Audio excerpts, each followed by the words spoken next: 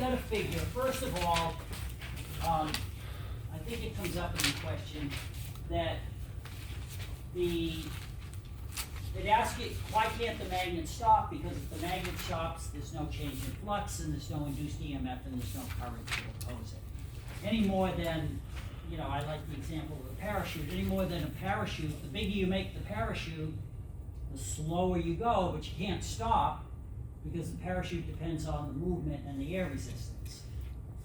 So the more copper you had, the smaller the diameter, the stronger the field, and the greater the change in flux, and the greater the resistive force.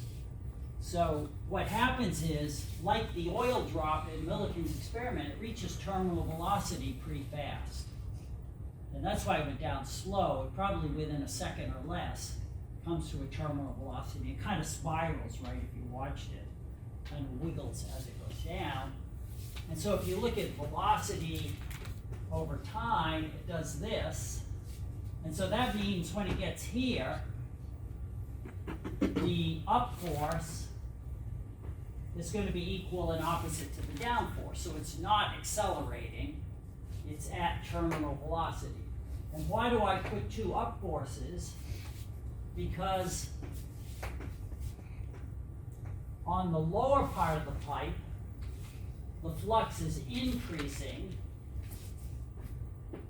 And so if that's the North Pole, the current's going to go this way and create an opposing North Pole.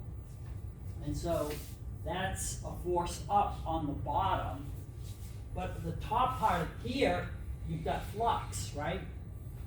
So as this falls, you're removing flux in the upper part, and that causes a response. So in that case, the current's going to go the other way. And this becomes a North Pole, which is attracting the South Pole. So the magnet is being pushed from below and being pulled from above, because the upper part of the pipe is seeing a loss of flux, while the lower part of the pipe is seeing an increase in flux. And that's why the free body diagram that's in there looks like this.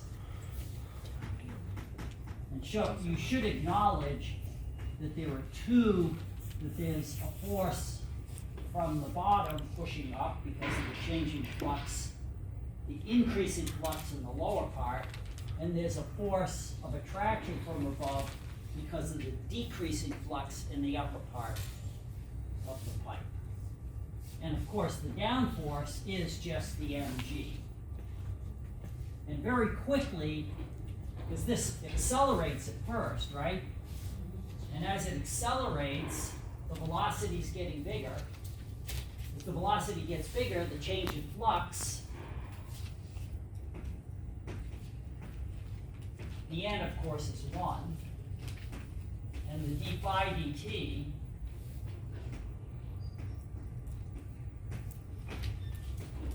is that. And so what's changing? Well, the angle's sort of constant. The area of the pipe's constant.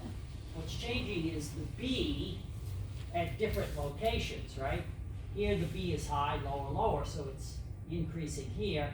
And here the B is high. As it pulls away, it's getting less. So the resistive forces are growing, growing, growing until they become equal to the mg, and then the velocity stays constant. So does that mean that if you dropped it down an infinite pipe, that you would eventually run out of flux in the top? Well, it's localized, because up here, by the time the magnet's down here, there's very little happening up here. Just like there's very little happening here. Where the change is happening is close to the magnet. And so probably if you could read the current, most of the current's going to be right here. And up here, the current's going to be almost nothing. Once you're probably 10 or 15 centimeters away from it, the flux is pretty much 0. That level of detail, I'm not expecting anyway.